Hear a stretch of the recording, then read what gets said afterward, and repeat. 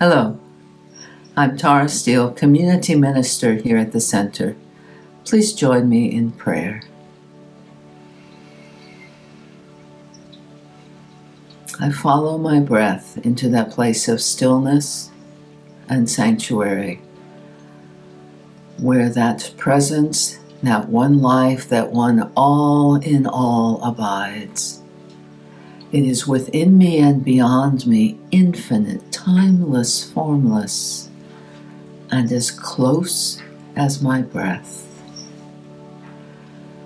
This one is expressing in, through, and as me in each and every moment. And as that is true for me, it is true for everyone hearing this prayer. Each of us is a unique and perfect expression of the divine. In this awareness, I speak my word for this service. I know the perfect unfolding of the music, the words, the message, and especially the joining together in spiritual community. I know that all who hear this celebration service receive exactly what they need, exactly what moves them along on their own perfect journey. Knowing this, I am deeply grateful for the way that Spirit unfolds. It is good and very good. I release this word into law, knowing it done. And so it is. Here is today's affirmation from our Prayers of Wisdom and Vision book. Spirit is right here in each breath I breathe. Every cell in my body is an expression of the One. Every thought I think is the creative mind expressing through me. Every beat of my heart is the rhythm of the Divine Spirit flowing through me, the animating force expressing in my life. And so it is. Good morning and welcome to the Center for Spiritual Living, Santa Rosa. I am Edward Viljoen, the Senior Minister, and I'd like to read to you a statement from one of my colleagues, Reverend Misando Hirooka, who spoke here right at the Center for Spiritual Living 2 years ago from this very lectern. He writes, just recently in the United States, we awoke to the news of the largest mass shooting since the pandemic began.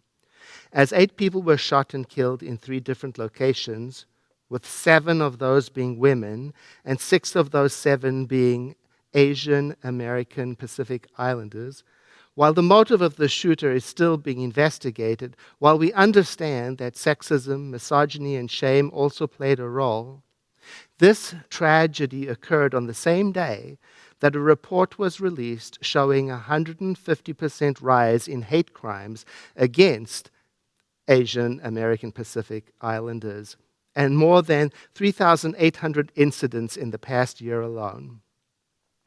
Fear and trauma in this community is very present right now. And as an organization, Centers for Spiritual Living, that believes in oneness and holds a vision of peace and human dignity for all, we stand in solidarity with that community and speak this prayer for the families that are mourning and for more healing of the racism and violence that creates suffering in our world. And this is the prayer that he wrote. We come to the present moment in a place of sadness and mourning, of confusion and anger, and come to know that in the midst of tragedy, in the midst of these natural responses to tragedy and violence, the presence of the living Spirit, the divine, is still fully here at the center of our being, providing a healing balm in place where both grief and healing that comes with that grief lives, moves, and has its being. We know this same healing energy is present for the families that have been directly affected by this tragedy, and we know that the love we feel for our fellow AAPI, that's the abbreviation for American, Asian, and Pacific Islanders, sisters and brothers that are experiencing the collective trauma of this incident, permeates out and surrenders and unfolds their hearts and minds.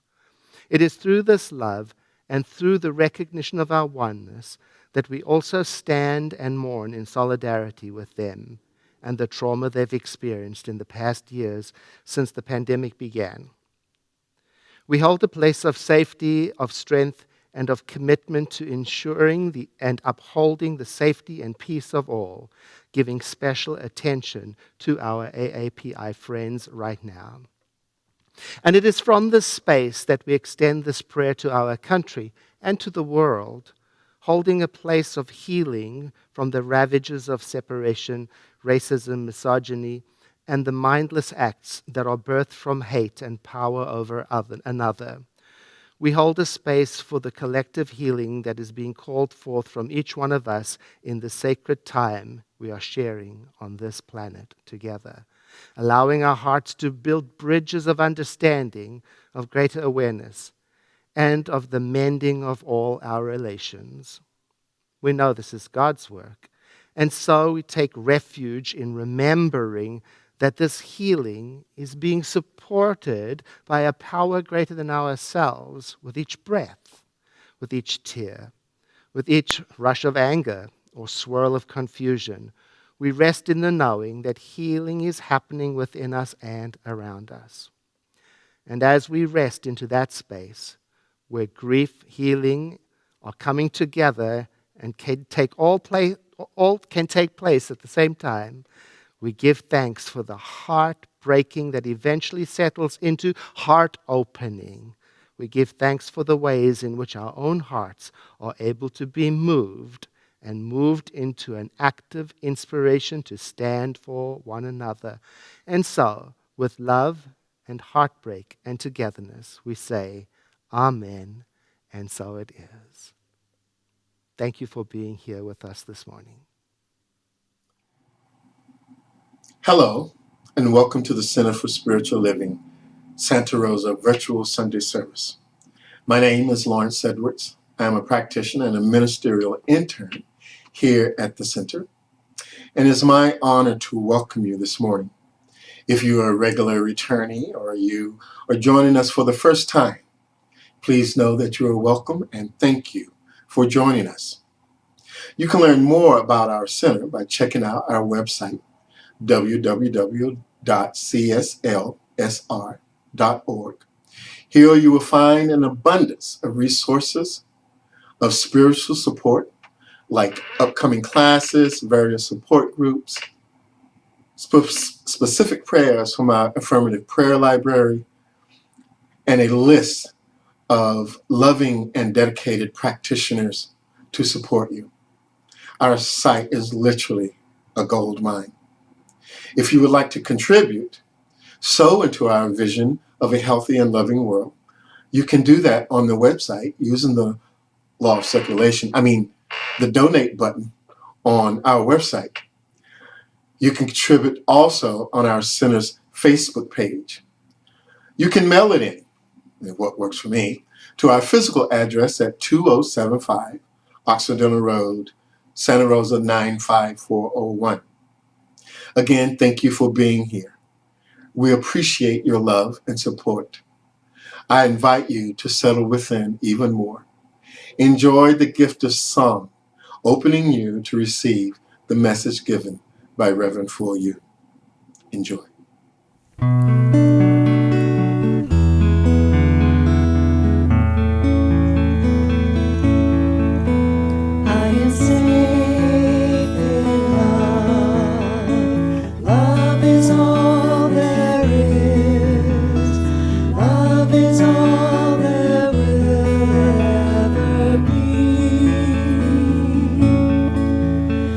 Is always there to guide me. Love will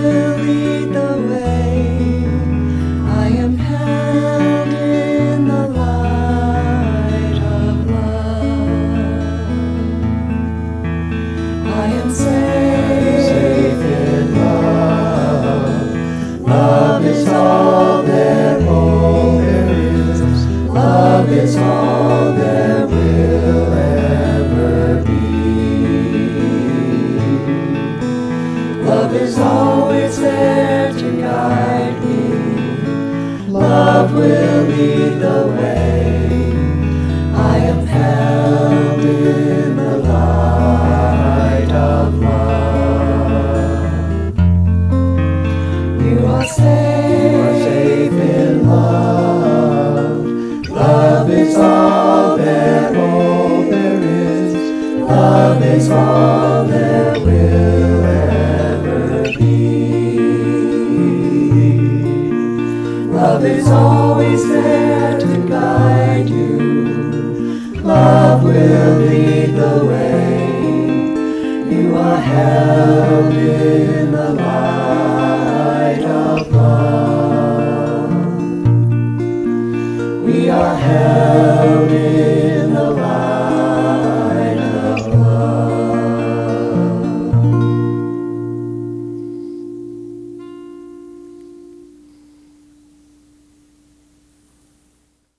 Good morning. I have a new puppy in my life. His name is Quentin, and I'm training him right now to keep his focus on me when it's important to do so, because he can't always just let his attention be drawn away to the next urgent or the next interesting thing. Like, for example, if a big truck comes by, he can't be distracted by that and run into a dangerous area or follow the next interesting cat, squirrel, or dogs. So when a big truck does come by, what I do is I hold a high-value treat, something really tasty for him. I hold it right up here and I say, focus. And he's learning that it is far more rewarding for him to focus than it is for him to go running off after the next cat, dog, or, well, he likes humans very much also. Now, did you know that the same technique works with adult humans? We can learn to focus intentionally on something like a quality of the divine. And when we do, we will also learn very quickly that it is more rewarding than chasing after, well, whatever it is that scares us, attracts us, disturbs us, angers us, etc. Focusing intentionally on a quality.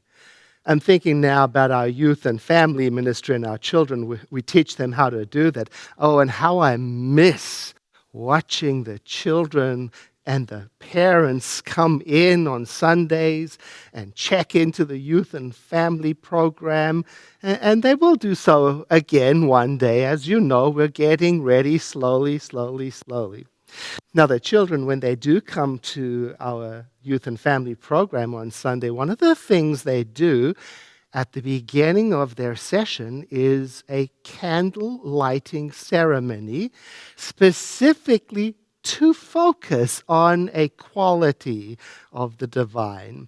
Now, clearly, when we talk about qualities of the divine itself, which is infinite, well, it cannot be contained by one or even many qualities or described properly by something so finite as a word.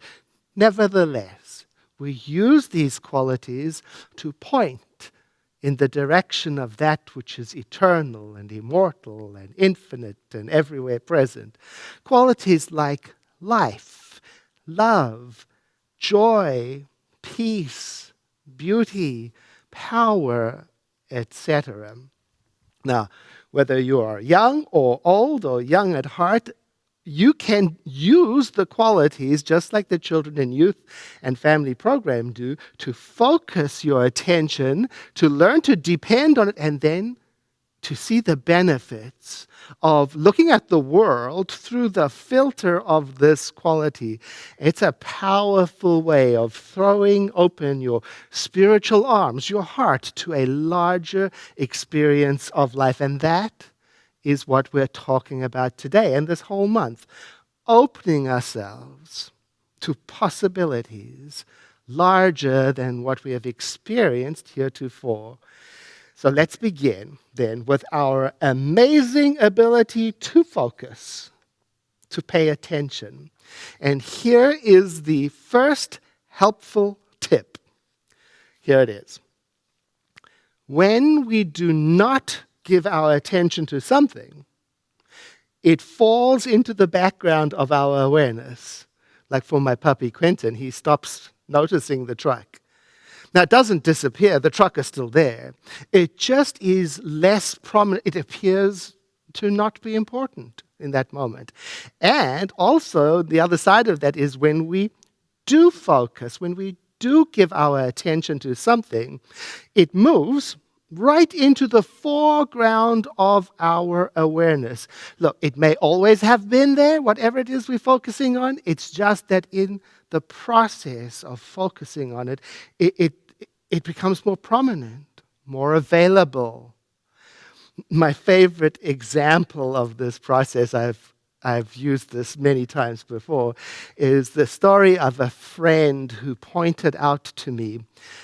He gestured to a particular make and color car that we were just driving around and we were talking about it. And ever since he did that, the world seemed to be filled up with that particular make and color of cars. Now, of course, the universe didn't produce those cars overnight, but my attention was focused to noticing it, and you might say my world became enriched by the presence of that which was always available.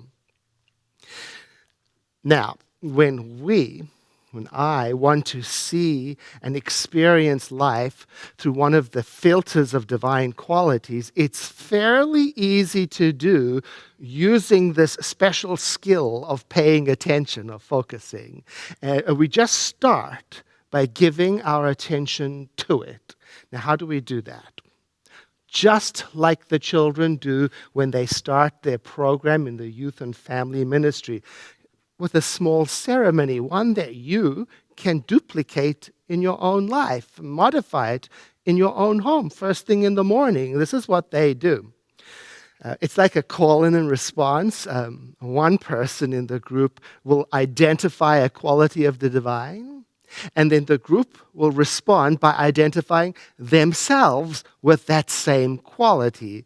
So someone says, God is life. And everybody responds, I am life. Then they go to the next quality. God is light. And everybody says, I am light. God is joy. I am joy. God is love. I am love. God is peace. I am peace. God is beauty. I am beauty. God is power. I am power. Now, you can do the same thing. I suggest picking one quality for a day. For example, let's use the quality of love today for illustration and example. Okay, we'll concentrate, focus on love. And that brings me to the second helpful tip.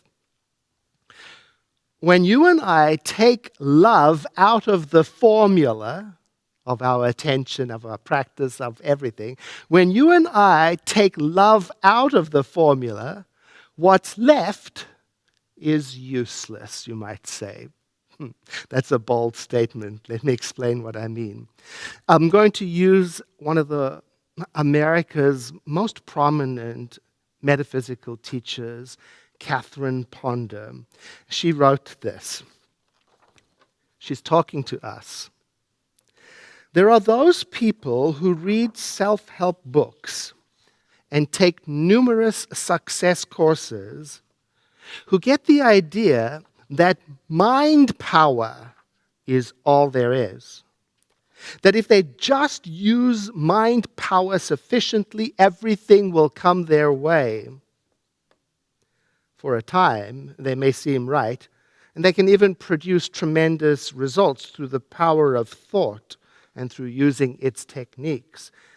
The time usually comes, though, when they realize that mind power is not enough and they begin to spin their wheels spiritually. Because, as she explains going on, that the missing ingredient is love. And that is consistent with the teaching of our founder, Dr. Ernest Holmes, who says that we ought to develop a consciousness of love before we do anything else. You see, the teachings, well, some people take the teaching and the practices of the Center for Spiritual Living and they turn it into something that Catherine Ponder was describing, something purely mental, a mental technique, kind of like positive thinking or willpower. And you might even find people trying to remove any reference to the spiritual something that is the cause of all things. I guess they're trying to make it purely secular, a secular practice, demystifying it. And it looks like this. The focus then becomes, what can I get out of life with the power of my mind, with my mind control? What can I achieve through techniques, through attracting, through affirming, through claiming, through concentrating, and so on? So let's look at that. If you take love out of the equation, what do you have left? What is prayer without love? What is meditation without love? What is service without love? What is affirming or claiming or attracting or anything without love? I'll tell you what it's not. It's not what we teach at the center. The center teaches that the essential ingredient to all of these practices is love, the heart connection, love. And when that is missing, well, what's left resembles effort, willpower, control, which I guess is not bad. It's just that willpower by itself requires persistent, constant effort. And willpower alone can only go as far as willpower lasts. We're looking to be fueled by something endless. When I use my mind to get somewhere or to get something or to control something or to control someone or to arrange the world in the way I want it to be arranged, and there is no love in my heart, I do end up spinning my wheels. And not only do I end up spinning my wheels, sometimes I cause harm, I cause damage. The mind is a wonderful thing. Your mind is a wonderful thing. My mind is a wonderful thing. It's a powerful thing. And when love is present in it, it takes on a form and a power and a shape that I would call flowing and attractive and generous and forgiving. Yes, a loving mind is attractive. Yes, it is. Try this. Do you prefer to hang out around a person who has a loving mind or a spiteful mind? Do you prefer to hang out around a person who has a tendency to be forgiving or a person who has a tendency to hold grudges? Do you prefer to hang out around a person who is generous or a person who is stingy? I grew up in a very rough neighborhood in my childhood. And the children in the neighborhood, they were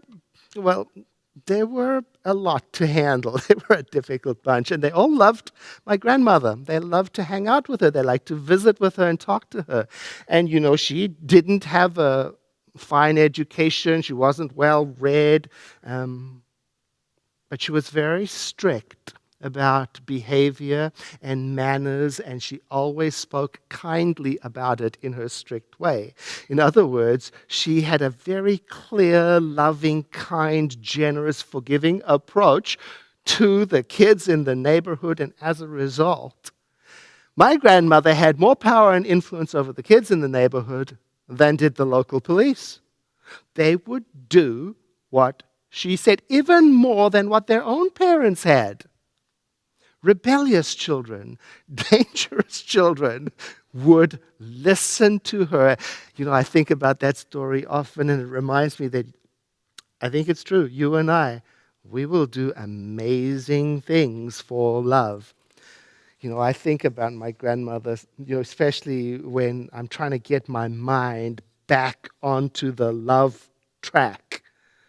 I think of her love, and I say to myself, and I really do this, I think of her love, and I say to myself, I am that love. I do that with other people too. When I see somebody doing an act of kindness, I say to myself silently, I am that kindness. I am that love. You can try that. Try that on. Next time you witness an act of love, just identify yourself with it, like the children in the youth and family program, identifying themselves with the quality of the divine. When you see something kind happening, identify yourself with it by saying silently, I am that love. And that's how I bring the quality of love from the background into the foreground of my experience, of my consciousness, by focusing on it. Into focus, I bring it. So I use it like a repeated affirmation, like a mantra. I say it to myself over and over again. I do it silently, or if I'm alone at home or driving in the car, I'll do it out loud as I think about role models of loving kindness. I want to read to you a little piece about this. I have no idea where this comes from. It's one of those things I've kept for so long, I can't tell you what the origin is. It's a letter from MCU, which stands for Monkey Chatters Unanimous. Monkey Chatters Unanimous. The author, she's talking about those voices in our head that are like the fast, loud trucks that distract my puppy, whatever it is that distracts us and wants to take us running off in another direction. She says, I got this letter from Monkey Chatters Unanimous, and they are mad at me. You see, I wake up in the morning with, may I be filled with loving kindness, may I be well. May I be peaceful and at ease, may I be happy. And I direct the same thoughts to my partner and to several other people on my mind.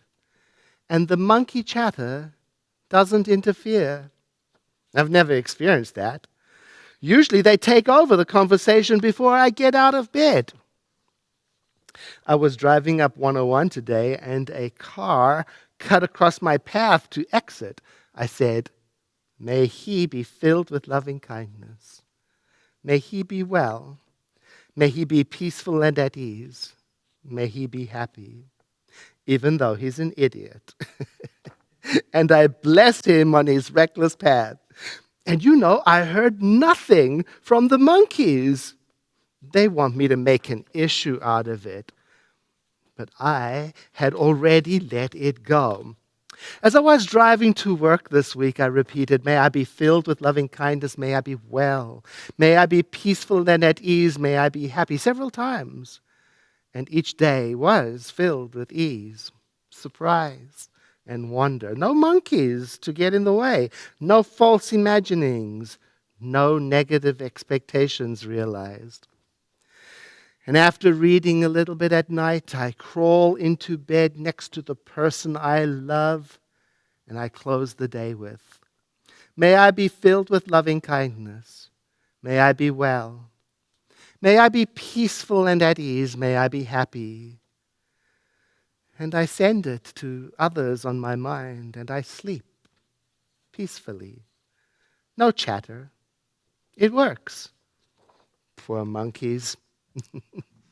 I love that story, and I love that line. It works, because it does. This focusing, it works like magic.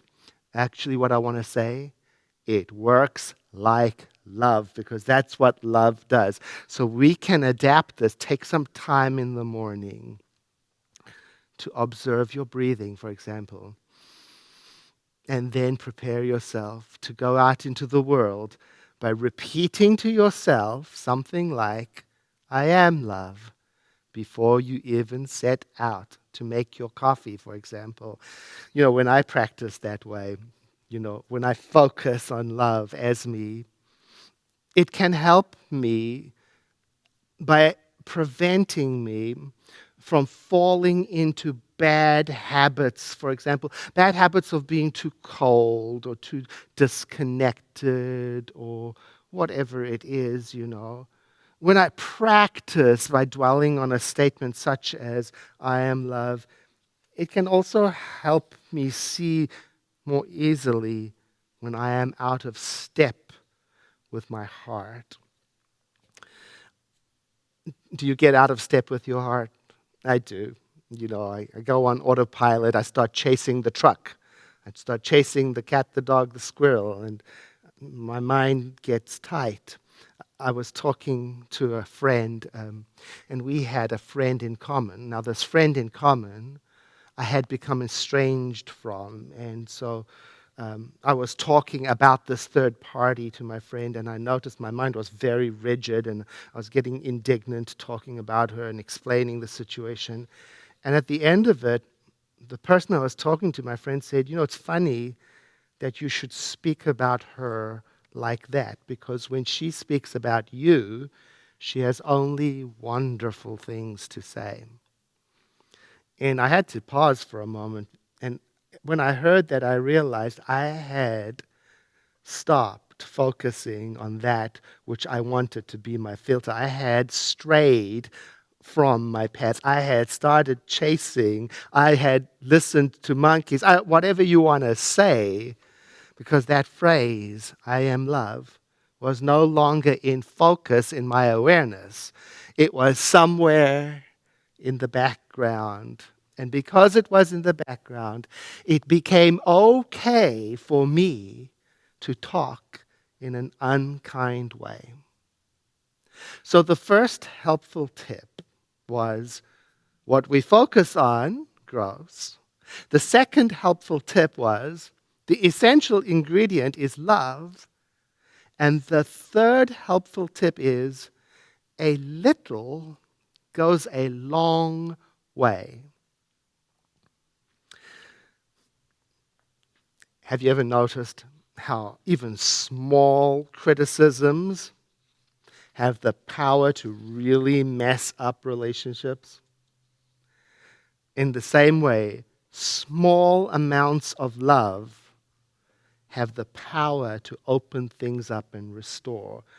It doesn't take a lot. In other words, it's not an insurmountable project.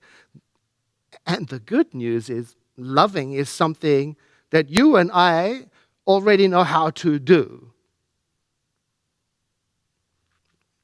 Perhaps this is a secret that we ought to blow up in society and make known. Perhaps people aren't aware that it doesn't take a lot. It doesn't take much to use this amazing power of focus and love.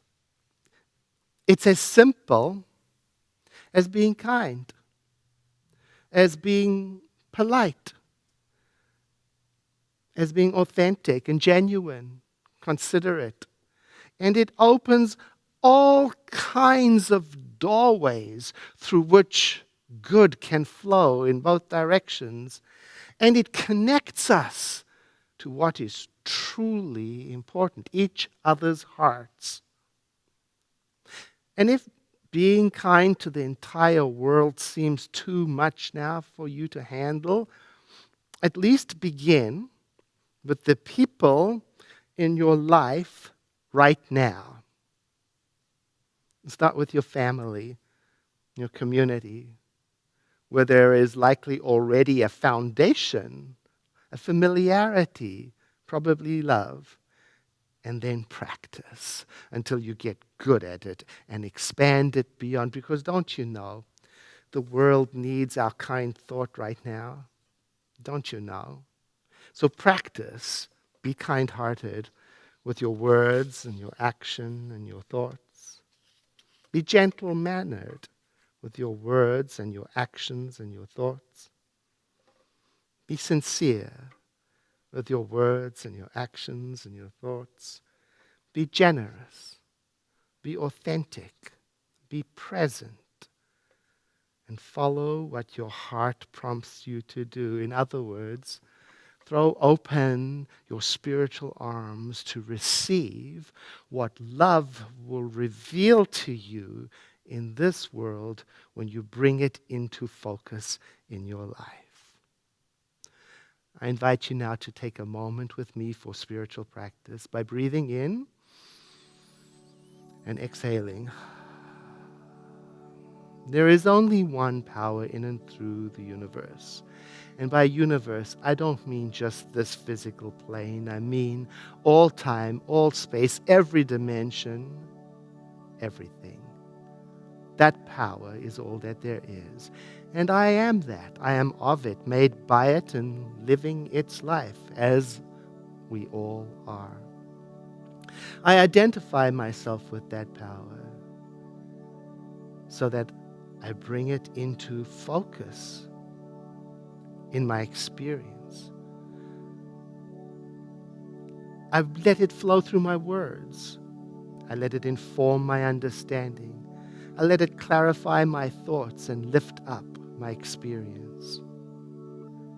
I'm deeply grateful to know that I live and breathe and move and have my being within the one and only power, so that it can be the guiding star of my choices and decisions, the navigating light that allows me to travel, to understand, to heal, to love, to connect. I release this word into that aspect of the law that we call the divine. And so it is. Thank you very much for being with us today, and I look forward to seeing you soon. Hello and welcome. I'm Julie Burns, a prayer practitioner here at the Center and a member of your Board of Trustees. I'd like to share with you some wonderful opportunities to participate in our community. Delicious, fresh cooked food and the opportunity to support the Center and one of our nonprofit partners, Sonoma Applied Village Services. It's called Eat for the Street. The dedicated volunteers who cook for the unsheltered invite you to order a takeaway meal online through the bookstore, Stepping Stones. Your meal will be ready for pickup on Thursday, April 8th in the Center parking lot. Details are on our website. Just click on the picture with the giant mixing bowl. Are you feeling the need for a spiritual tune-up? Well, practitioners are offering free 30-minute prayer sessions on April 2nd and 3rd. All that you need to do is sign up on our website. Don't wait too long though, because we only have 36 sessions available. Click on the picture of tulips on our homepage for the details. In other news, there's still time to sign up for Reverend Joyce Tufala's class, Lifting Each Other Up, Experiencing the Power of Spiritual Practice in Our Community. The class starts on Tuesday, April 6th. And Reverend Joyce Kinzel leads a monthly circle for those of us on the senior side of life. It's an opportunity to connect with others and share in each other's wisdom and experience. The third act is tomorrow from 1:30 to 2:30 p.m. on Zoom. And here's a save the date alert. Esther Nicholson is returning to our center via Zoom on Sunday, April 18th. In addition to her talk, she will offer a workshop on shame and forgiveness. Stay tuned for more details. And finally, here are two very important announcements. First, today is our annual member meeting. It will be held on Zoom beginning at 1 p.m. Members need to pre-register on Zoom to attend. And if you haven't already done that, it's not too late, but please go to the website and do it right away. Second, Because of our annual member meeting, we will only have after-service prayer following first and second service. There will be no after-service prayer following today's broadcast of the third service. That's it for now. Thank you so much for your presence. It means the world to us. Have a beautiful day. Good morning. I'm Kathy Galvin, a prayer practitioner here at the Center. One of the best kept secrets here at the Center is that we prayer practitioners are also trained and experienced in providing spiritual coaching. This is different from the 5-minute prayers after service. This is an extended session, and we can help you to really clarify that one thing that would make everything else easier or unnecessary. Once we identify it, we hand it over to Spirit with an affirmative prayer that makes it so. Like other professionals, we charge a fee, but not this time. This event is our gift to you. See the CSL Santa Rosa website homepage for easy sign-up instructions for a Zoom appointment on Friday or Saturday, April 2nd or 3rd at 1, 2, or 3 in the afternoon. I'm Kathy Galvin, and I approve this message. Hello, Reverend Joyce Dufala here. And during this time when we haven't been able to be together at the Center, I've been thinking a lot about the very important role of spiritual community in our individual practice. It's true that a lot of us like to think of ourselves as independent thinkers on our own unique spiritual path. And yet there is an aspect of spiritual development that we can only get by being in connection with others. In fact, in Buddhism, it's taught that spiritual community is as important as spiritual study and practice. If you'd like to take a closer look at how you can deepen your spiritual practice by being with other people, come join me for Lifting Each Other Up, Spiritual Community as Spiritual Practice, starting Tuesday, April 6th. Everything I need to know about what lies before me. Everything I need to know about what lies before me is available to me, through the mind of God within me. Everything I need to know about what lies before me. Everything I need to know about what lies before me is available to me, through the mind of God within me. Everything we need to know about what lies before us. Everything we need to know about what lies before us is available to us, through the mind of God within us. Everything I need